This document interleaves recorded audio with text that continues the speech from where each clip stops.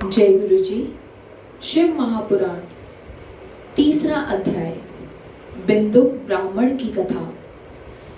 श्री सूत जी बोले, शौनक सुनो, मैं तुम्हारे सामने एक अन्य गोपनीय कथा का वर्णन करूंगा, क्योंकि तुम शिव भक्तों में अग्रण्य व वे देवताओं में श्रेष्ठ हो।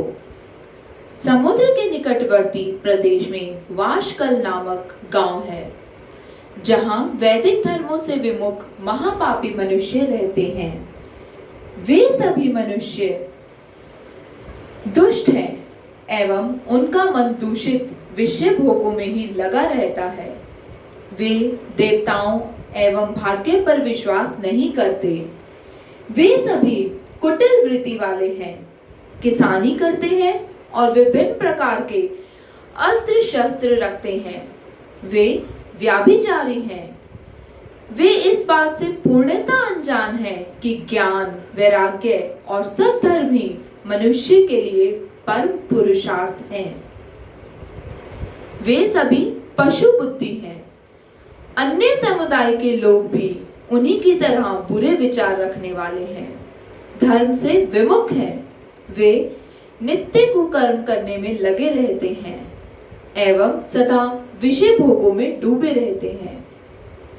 वहां की स्त्रियां भी बुरे स्वभाव की हैं, स्वेच्छाचारिणी, पाप में डूबी, कुटिल सोच वाली और व्याभिचारिणी हैं। वे सभी सद्व्यवहार तथा सदाचार से सर्वथा शून्य हैं। वहां सिर्फ दुष्टों का निवास है। वाशकल नामक गांव में बिंदुक नाम का एक ब्राह्मण रहता था। वह अधर्मी, दुरात्मा एवं महापापी था। उसकी स्त्री बहुत सुंदर थी। उसका नाम चंचुला था। वह सदा उत्तम धर्म का पालन करती थी, परंतु बिंदुक वैश्यगामी था। इस तरह कुकर्म करते हुए बहुत समय व्यतीत हो गया। उसकी स्त्री काम से पीड़ित होने पर भी सर्वधर्मनाश के भय से कलेश सहकर भी काफी समय तक धर्मभ्रष्ट नहीं हुई, परंतु आगे चलकर वह भी अपने दुराचारी पति के आचरण से प्रभावित होकर दुराचारिणी और अपने धर्म से विमुख हो गई। इस तरह दुराचार में डूबे हुए उन पति पत्नी का बहुत सा समय बीत गया। वैश्यगामी, दूषित बुद्धि वाला वह दुष्ट ब्राह्मण बिंदुक समयानुसार मृत्यु को प्राप्त हो नरक में चला गया। बहुत दिनों तक नरक के दुखों को भोगकर वह मूढ़ बुद्धि पापी विंध्य पर्वत पर भयंकर पिशाच हुआ। इधर उस दुराचारी बिंदुक के मर जाने पर वह चंचुला नामक स्त्री बहुत समय तक पुत्रों के साथ अपने घर में रहती रही। पति की मृत्यु के बाद वह भी अपने धर्म से गिरकर पुरुषों का संग करने लगी थी।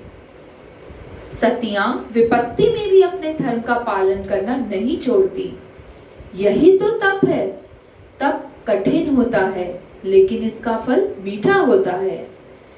विषयी इसी सत्य को नहीं जानता, इसीलिए वह विषयों के विष फल का स्वाद लेते हुए भोग करता है।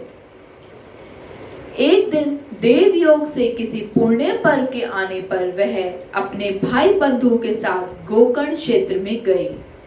उसने तीर्थ के जल में स्नान किया एवं बंधुजनों के साथ यत्र तत्र घूमने लगी। घूमते घूमते वह एक देव मंदिर में गई। वहां उसने एक ब्राह्मण के मुख से भगवान शिव की परम पवित्र एवं मंगलकारी कथा सुनी। कथावाचक ब्राह्मण कह रहे थे कि जो स्त्रियां व्याभिचार करती हैं, वे मरने के बाद यमलोक जाती हैं। तब यमराज के दूत उन्हें तरह तरह से यंत्रणा देते हैं। वे उसके कामांगों को तप्त लोह दंड से दागते हैं। तप्त लोह के पुरुष से उसका संसर्ग कराते हैं। ये सारे दंड इतनी वेदना देने वाले होते हैं कि जीव पुकार पुकार कर कहता है कि अब वह ऐसा नहीं करेगा। लेकिन यमदूत उसे नहीं छोड़ते। कर्मों का फल तो सभी को भोगना पड़ता है। देव, ऋषि, मनुष्य सभी इससे बंधे हुए हैं। ब्राह्मण के मुख से यह वैराग्य बढ़ाने वाला कथा को सुनकर चंचला भय से व्याकुल हो गई। कथा समाप्त होने पर सभी लोग वहां से चले गए। तब कथा बांचने वाले ब्राह्मण देवता से चंचला ने कहा, हे ब्राह्मण, धर्म को ना जानने के कारण मेरे द्वारा बहुत बड़ा दुराचार हुआ है। स्वामी, मेरे ऊपर कृपा कर मेरा उद्धार कीजिए। आपके प्रवचन को सुनकर मुझे इस संसार से वैराग्य हो गया है। मुझ मूढ़ चित्त वाली पापिनी को धिक्कार है। मैं निंदा के योग्य हूँ। मैं बुरे विषयों में फंसकर अपने धर्म से विमुख हो गई थी। कौन मुझ जैसी कुमार्ग में मन लगाने वाली पापिनी के साथ देगा? जब यमदूत मेरे गले में फंदा डालकर मुझे बांध कर ले जाएंगे और नरक में मेरे शरीर के टुकड़े करेंगे, तब मैं कैसे उन महायातनाओं को सहन कर पाऊंगी? मैं सब प्रकार से नष्ट हो गई हूँ, क्योंकि अभी तक मैं हर पाप में डूबी रही हूँ। हे ब्राह्मण, आप मेरे गुरु हैं। आप ही मेरे माता पिता हैं। मैं आपकी शरण में आई हूँ। मुझ अबला का अब आप ही उद्धार कीजिए। सूत जी कहते हैं, शौनक, इस प्रकार विलाप करती हुई चंचला ब्राह्मण देवता के चरणों में गिर पड़ी। तब ब्राह्मण ने उसे कृपा पूर्वक उठाया।